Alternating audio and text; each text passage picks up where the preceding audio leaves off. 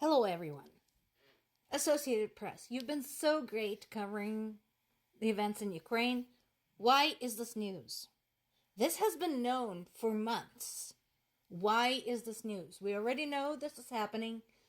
We already know the consequences. So why even bother? And yes, it's very true that this war has been draining for Russia. However, let us not forget that Russia has several times the population of Ukraine. Okay? And Russia is using its typical approach when it comes to war. It's just throwing more and more bodies at Ukraine. Also, let's not forget that Russia's allies are not dragging their feet during unproductive Congress sessions. When Russia says, send me drones, they send them drones. It says, send me missiles, they send the missiles.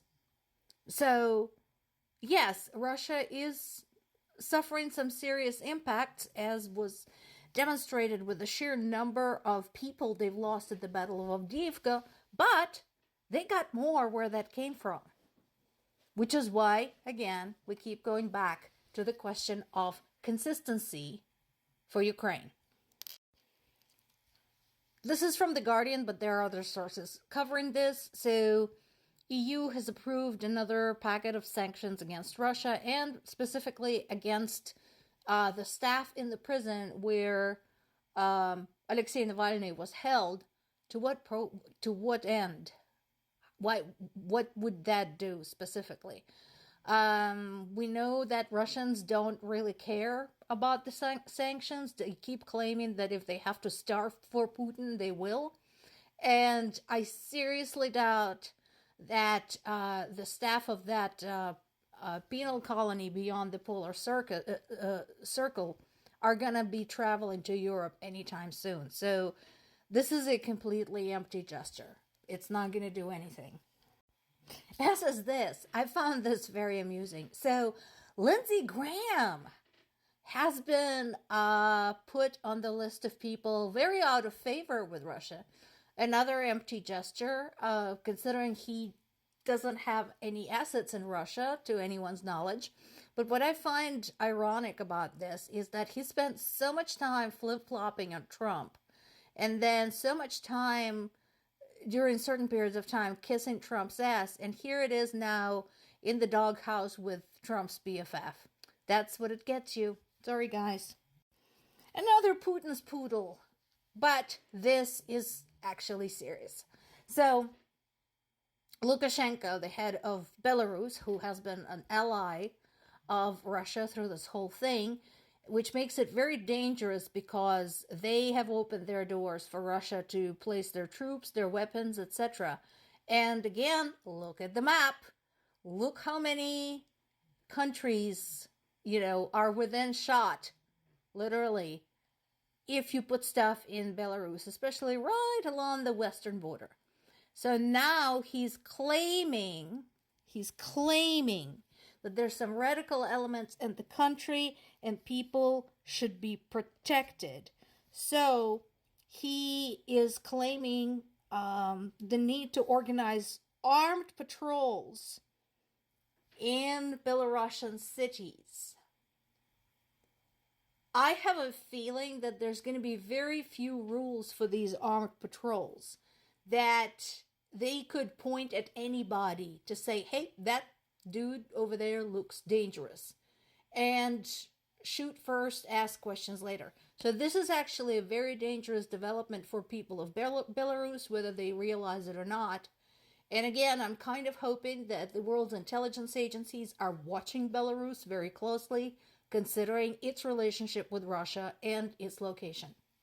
This is a developing story. This has not been 100% confirmed yet, but there is a suspicion that a Russian helicopter pilot who defected to Ukraine last year, along with his helicopter and a bunch of equipment, has been killed in Spain.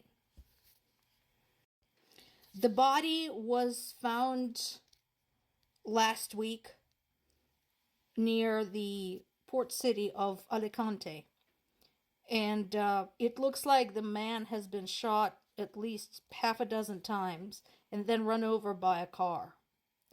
The body did have documents on it, which suggested the man was Ukrainian, but they now believe it could have been the pilot. Doesn't surprise me at all, honestly, because we've known many instances during which any opponents of Putin, anybody who made him look in any way ridiculous, which this guy did, at huge risk to himself, anyone was dealt with far and wide. You know, we've seen incidents in Africa, in Europe, in London. Yeah. So again, they're still trying to establish this man's identity. It would be sad if true, because like I said, he was a brave dude. He really was.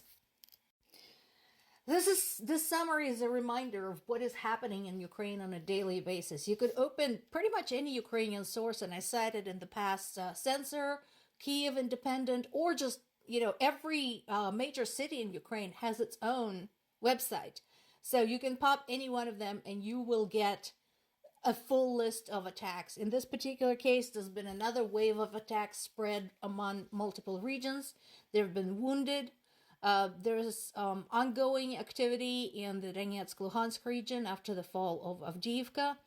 So, yeah, things just continue as they were. The war continues as we approach the 2-year anniversary. Much as I dislike Navalny, but if his death is what it takes to galvanize the world into facing Putin as what he is, a global threat, fine. If that's what it takes, great. I do feel terrible for his mother, though, because oh God, that poor woman, she must be going through hell right now, because she actually traveled with Navalny's lawyer to the town in the Yakutsk region beyond the polar circle where the penal colony was located, demanding to get his body back. And she was told that it was being held for chemical analysis, which means it's very possible she's never going to see. She's never going to get her son back. She's never going to be able to bury him like she wants to. And I feel sincerely bad for her. That is horrible. That's Russia for you.